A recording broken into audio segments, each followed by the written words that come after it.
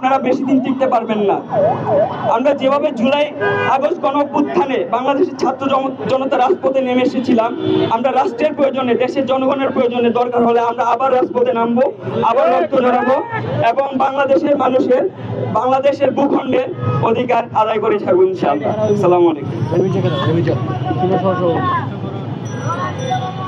এই বিএনপির সরকার, সবাই একসাথে এই বিএনপির সরকার, সিন্ডিকেটের পাহারাদার, তারেক জিয়ার সরকার, সিন্ডিকেটের পাহারাদার, সিন্ডিকেটের পাহারাদার, বিএনপির সরকার, এই তারেক জিয়ার সরকার, সিন্ডিকেটের পাহারাদার, এই আসসালামের সরকার, সিন্ডিকেটের পাহারাদার, সিন্ডিকেটের পাহারাদার, এই আমাদের সরকার।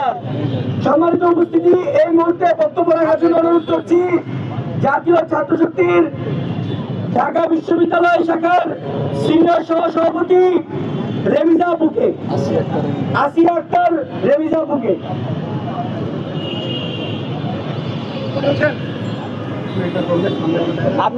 প্রিয় উপস্থিতি, সবাইকে আসসালামু আলাইকুম। এই বিক্ষোভ সমাজে বেশ আমাদের আসলে করতে হচ্ছে, এটা দুঃখের আমাদের জন্য, কারণ 17 বছর পর আমরা একটা নির্বাচিত সরকার চেয়েছিলাম।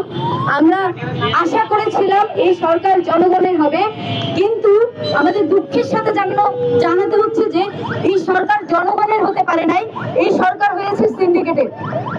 আমাদের পররাষ্ট্র প্রতিমন্ত্রী শামা ওবায়েদ সংসদে উচ্চ স্বরে বলেছিলেন যে দেশে তেলের কোনো সংকট নেই।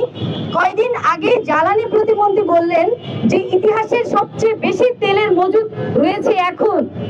তাহলে কেন জ্বালানি তেলের দাম 1 লাফে 20 টাকা করে বাড়ানো হলো? পেট্রোল পাম্পগুলোকে কিন্তু প্রফিট দেওয়া হয় লিটার প্রতি 3 টাকা করে, যেটা দিয়ে তাদের একটা কি, যে প্রফিটটা তাদের দরকার ওটা উঠে আসে, কিন্তু সেই প্রফিট 1 লাফে 23 থেকে 25 টাকা করা হলো। কার স্বার্থে করা হলো? এই কে সিন্ডিকেট? এই সিন্ডিকেট তো বিএনপি। এই পেট্রোল পাম্পগুলোর মালিক আপনারা গিয়ে দেখবেন যে কোন এই তাদের রাজনৈতিক দলগুলোর সাথে জড়িত। সিন্ডিকেটকে সুবিধা দেওয়ার জন্য এই যে কৃত্রিম সংকট তৈরি করে তেলের দাম বাড়ানো হলো, এবং আমরা জানি ইতিমধ্যে বাংলাদেশের মানুষজন দ্রব্যমূল্যের ঊর্ধ্বগতির কারণে নাভিশ্বাস ফেলছে তাদের জীবনে। সেই জায়গায় যখন এই তেলের দাম বাড়লো, এবং আমরা জানি সরকার এসেছে মাত্র 2 মাস, কিন্তু তার ভিতরে 41,000 কোটি টাকা সরকার ঋণ নিয়েছে এবং ছাপিয়েছে 20,000 কোটি টাকা। এর প্রভাব যে আমাদের নাগরিক জীবনে কিভাবে পড়বে সরকার কি তা ভেবে দেখে? এবং সরকারকে আমরা দেখি তার ব্যর্থ পররাষ্ট্রনীতির কারণে আজ হরমুজ থেকে বাংলাদেশের জাহাজ ছুটছে না।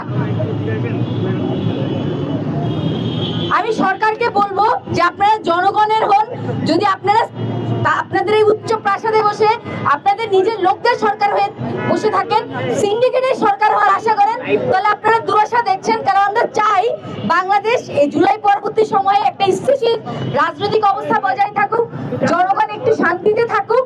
কিন্তু এইভাবে যদি জনগণ তাদের দৈনন্দিন জীবনে চলাফেরার জন্য নাভিশ্বাস ফেলতে হয়, তাহলে কিন্তু মানুষ একসময় রাস্তায় নেমে আসবে। আমরা চাই না বাংলাদেশের রাজনৈতিক অস্থিরতা চলে আসুক, তার আগে আপনারা শুধরে যান। ধন্যবাদ।